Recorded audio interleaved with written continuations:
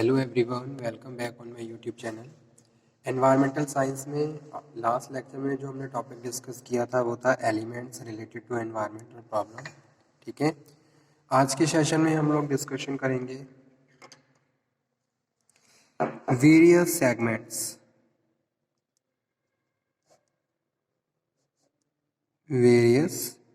Segments of environment.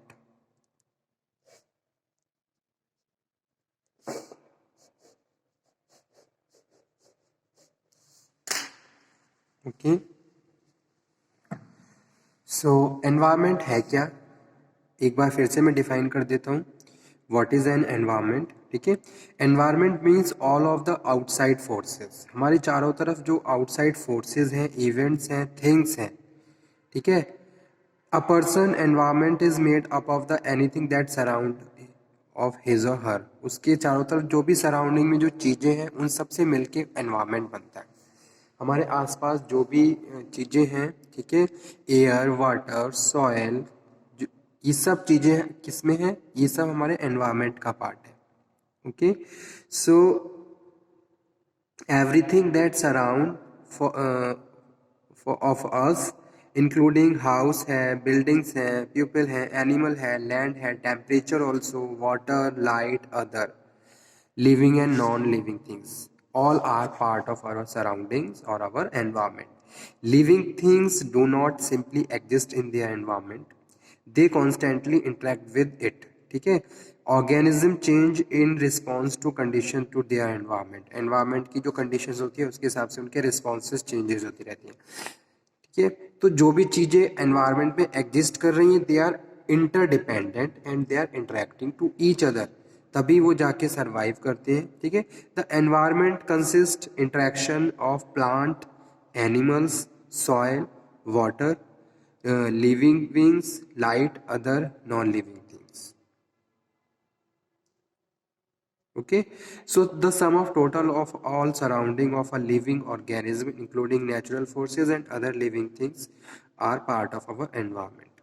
Environment is a external condition in which organism live in. It include conditions such as moisture, temperature.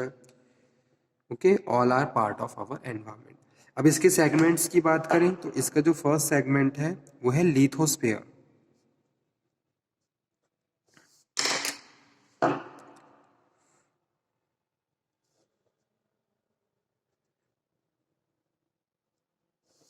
Okay, lithosphere जो है it is related to edaphic factor, related to edaphic factor. ठीक है, the solid component of earth is known as lithosphere.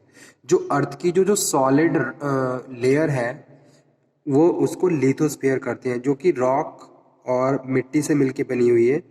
Lithosphere means mantle of rock constituting the earth crust. Okay, mantle of rocks constituting the earth crust, that sphere known as a lithosphere. lithosphere जो include करती है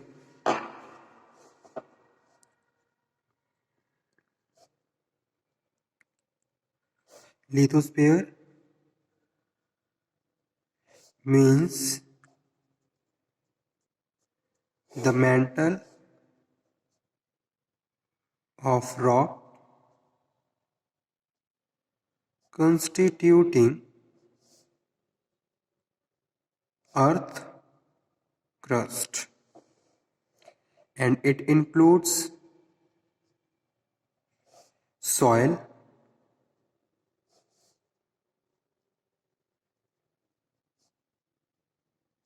which cover rock crust. Soil play an important role as it provides food for man and animals. Soil is usually defined as any part of the earth crust in which plant roots. अगर मिट्टी को define किया जाए कि भाई any part of the earth in which plant rooted, that is known as soil, उसको मिट्टी कहते हैं। ठीक है, तो जो लिथोस्फीयर है ये मिट्टी से मिलके बनी हुई है। क्रस्ट जो ऊपरी सतह है धरती की उसको लिथोस्फीयर कहते हैं। ठीक है, A typical productive soil contain approximately 95% of inorganic matter and 5% organic matter. Organic matter in the soil provide food for microorganism. आपने देखा होगा मिट्टी में बहुत सारे छोटे छोटे ऑर्गेनिज्म माइक्रो ऑर्गेनिज्म ग्रो करते रहते हैं. तो ये मिट्टी जो अर्थ है वो एक तरीके से फूड भी प्रोवाइड करती है बहुत सारे ऑर्गेनिज्म को. This matter include amino sugar, organic sulphur, organic phosphate and the polysaccharides. ठीक है. तो सॉइल में जो काफ़ी मात्रा में कंटेंट्स होते हैं, सिलिकेट मिनरल्स होते हैं, 74% सिलिकॉन और ऑक्सीजन होती है. Common elements 46.4% oxygen, silicon 27.7%, aluminium 8.1%, iron होता है 5.6%, कैल्शियम 3.6%, सोडियम 2.8%. और ये जितने भी मिनरल्स हैं they are very essential and useful. Second जो लेयर होती है वो होती है hydrosphere.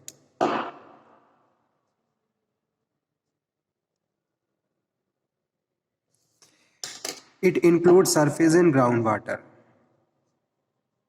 Include surface and groundwater, such as oceans,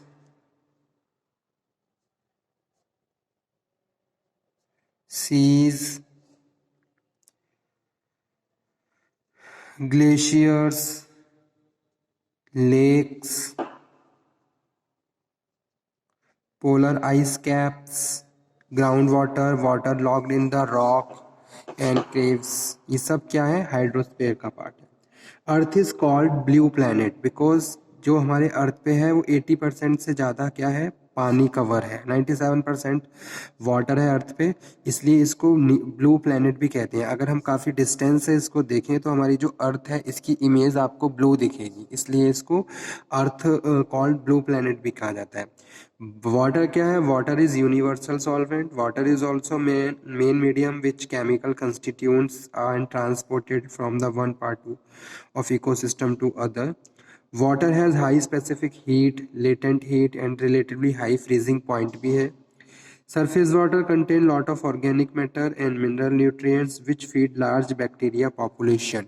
Okay, तो इसीलिए ये क्या है? ये भी important term है. थर्ड जो है वो है एटमॉस्फेयर. एटमॉस्फेयर के एटमॉस्फेयर क्या है? गैस. ये क्या है? एक गैसियस एनवलप की तरह काम करता है. सराउंडिंग अर्थ, अर्थ के चारों तरफ. सराउंडिंग अर्थ. ठीक है. Gaseous envelope surrounding the earth is composed of an entire mass of air containing nitrogen, oxygen, carbon dioxide. ठीक है. इन इनर्ट गैसेस जिसको हम एटमॉस्फेयर कहते हैं. तो हमारे अर्थ में अगर मैं बात करूं एटमॉस्फेयर की तो एटमॉस्फेयर में बहुत सारी गैसेस होती हैं जिनका मैंने अभी नाम लिया. तो atmosphere is a reservoir of several elements essential of life and serve many purpose and functions. Atmosphere is mobile, elastic, compressible and expansible. Atmosphere serve many purpose and functions.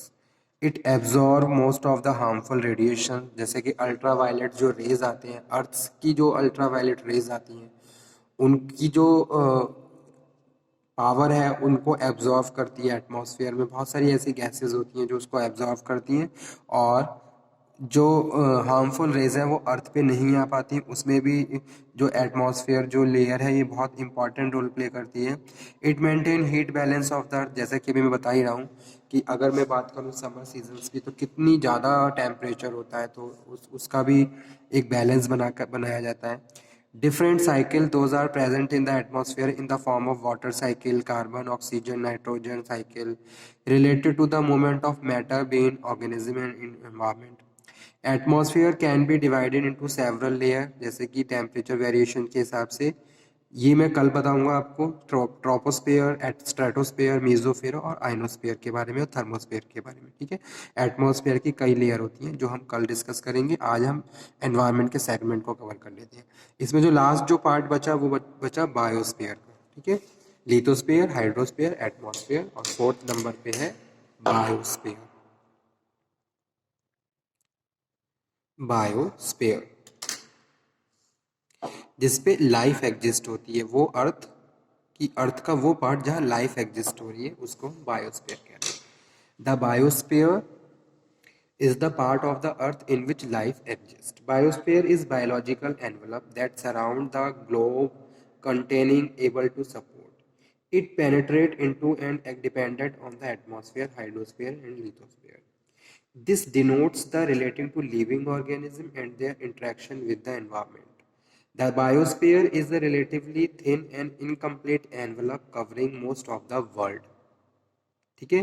So the basic approach to study the man environment relationship, the core of environment is ecological analysis and inter relationship between the technological and advance natural and man environment of the earth, जो हम बात कर रहे हैं किसकी, ecosystem की, ठीक है। तो बायोस्फीयर क्या है? बायोस्फीयर भी इंपॉर्टेंट सेगमेंट है हमारे एनवायरमेंट का, जिसपे लाइफ सरवाइव करती है।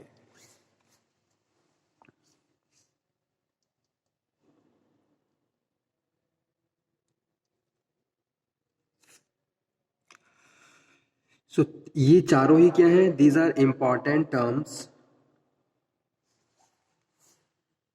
Related to environment.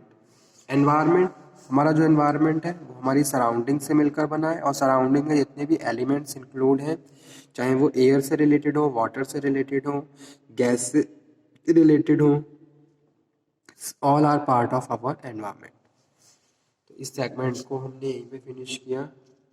Next lecture में हम लोग डिस्कशन करेंगे टाइप्स ऑफ एटमॉस्फेयर, जिसमें बात करेंगे troposphere, stratosphere, mesosphere, ionosphere, thermosphere, ठीक है। Okay, thank you.